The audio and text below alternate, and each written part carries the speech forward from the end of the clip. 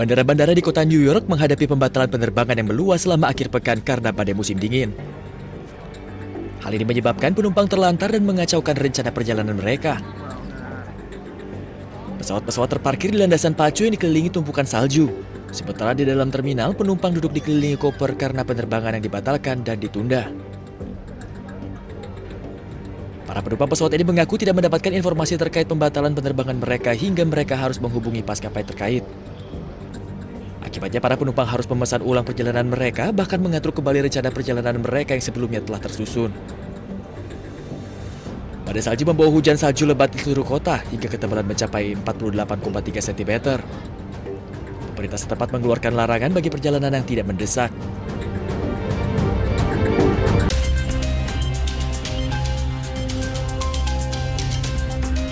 Kerusakan parah terjadi disebabkan oleh tanah longsor dan banjir usai hujan lebat melanda kota Juiz de Fora dan Ubah.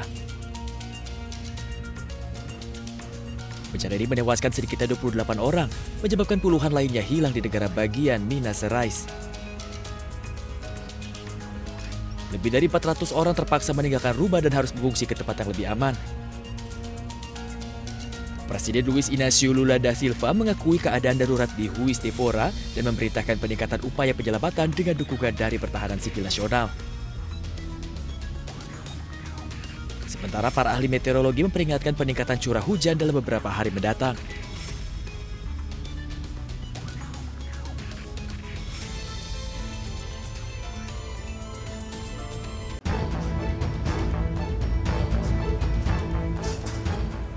Dua warga Palestina tewas dan sejumlah lainnya terluka akibat tembakan tentara Israel di Beit Lahia, Gaza Utara.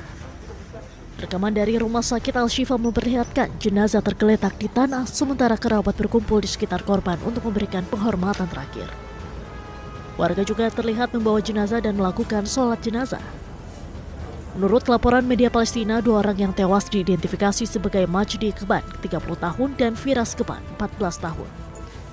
Ayah salah satu korban mengatakan bahwa putranya ditembak saat membeli makanan dari toko terdekat dan menambahkan bahwa beberapa orang lainnya terluka dalam insiden tersebut. الولد هذا راح يجيب لنا اكل راح يشتري لنا من الدكان فوقف مع عباب الدار لسه بدوش يطلع فكان ضربوه حبه هو اربع خمس شباب ففيهم جرح وفيهم هيهم زي ما انتم شايفين مكتلين مرميين ملفوفين بشرايط فايش نعمل في الحال هذا شو نسوي. Insiden ini terjadi di tengah gencatan senjata yang berlaku sejak Oktober 2025.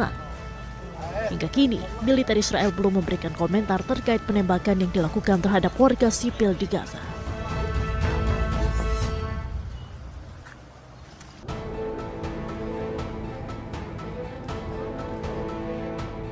Komunitas Muslim di Tomasina, Madagaskar menyediakan makanan hangat setiap hari kepada ribuan orang yang terdampak topan Kizani. Badai ini meninggalkan kerusakan yang cukup parah bagi lebih dari 423.000 orang. Para sukarelawan menyiapkan panci masak besar dan menyajikan makanan kepada keluarga dan anak-anak yang terdampak yang berbaris sambil memegang wadah kosong mereka. Sedikitnya 3.000 makanan disediakan untuk warga terdampak selama 30 hari penuh di dalam bulan Ramadan. Hal ini dilakukan sebagai upaya meringankan kesulitan para korban sekaligus menjadikan Ramadan sebagai momen berbagi.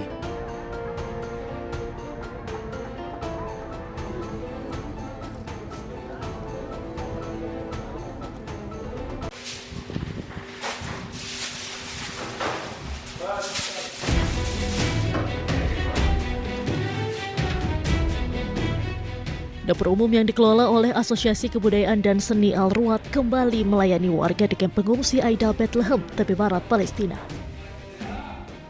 Tampak para relawan menyiapkan hidangan untuk selanjutnya didistribusikan langsung ke warga setempat. Menu yang disiapkan diantaranya nasi dengan daging, sup hingga hidangan penutup berbahan dasar kurma. Dapur umum tersebut menyiapkan antara 500 hingga 800 porsi setiap harinya. Makanan dikirim langsung ke warga tanpa memotret penerima dan nama penerima tetap dirahasiakan untuk melindungi privasi dan martabat mereka. نحن نوصل الطعام للأسر ولا نسمح لأي شخص أن يأتي إلينا يتناول الطعام. الطعام بيروح للأسر بطريقة محترمة مع حفظ كرامتهم. فريق معنا فريق هو يقوم بعملية التوزيع. نحتفظ بنفسنا بالأسماء ما بنصور على الإطلاق على الإطلاق ما بنصور أي أسرة، ما بنصور اسم على أي طبق، يعني في خصوصية، نحافظ على خصوصية وكرامة الناس. Inisiatif ini telah menjadi penyelamat bagi banyak keluarga rentan, terutama di tengah memburuknya kondisi ekonomi di tepi barat.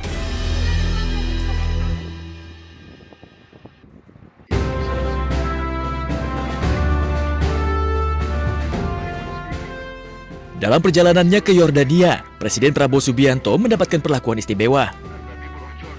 Tiba di langit Yordania, pesawat orang nomor 1 di Indonesia ini mendapatkan pengawalan khusus oleh pesawat F-16.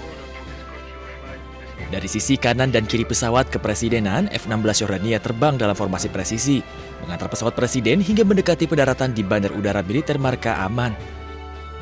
Pengawalan udara tersebut bukan sekedar prosedur keamanan negara, melainkan simbol penghormatan tinggi dari kerajaan Yordania Hashimiyah.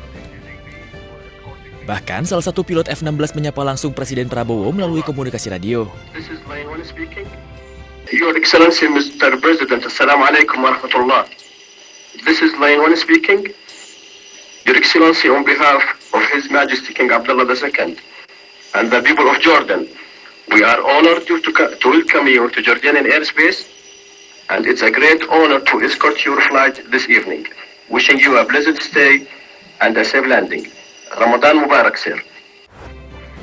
Presiden Prabowo pun secara langsung membalas komunikasi tersebut, menyampaikan apresiasi dan rasa terima kasih atas kehormatan yang diberikan. Lion Flight Indonesia One. This is President Prabowo Subianto of Indonesia. I would like to thank you and your flight for receiving me, for escorting me, and please pass on to your commanding officer and His Majesty how pleased I am to be back here in Amman in Jordan. Thank you very much. Lion Flight, this is Indonesia One. Once again, Ramadan Mubarak. Wish you all the best in this holy month. Wassalamualaikum warahmatullahi wabarakatuh. Ini menjadi kunjungan kedua Presiden Prabowo ke Yordania usai kunjungan pertamanya pada 13 April 2025 lalu. Tim Liputan, iNews melaporkan.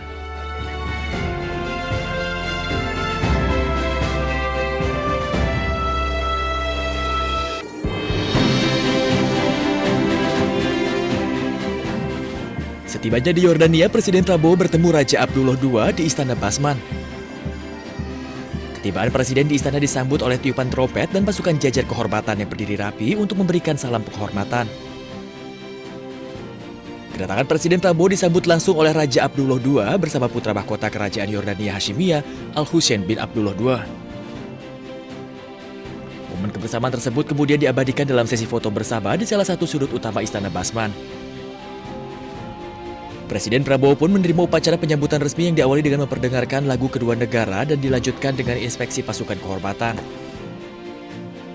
Usai upacara penyambutan, kedua kepala negara kemudian menuju ruang kerja istana untuk melakukan pertemuan tete-a-tete yang diikuti dengan pertemuan lanjutan dengan delegasi kedua negara.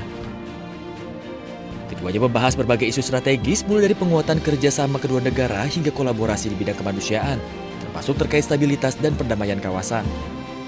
Kunjungan Presiden Prabowo ini juga sekaligus menandai 75 tahun hubungan diplomatik Indonesia-Yordania. Bagi Indonesia, kerajaan Yordania juga merupakan mitra penting sekaligus hub logistik Indonesia di kawasan Timur Tengah. Tim Liputan, iNews melaporkan.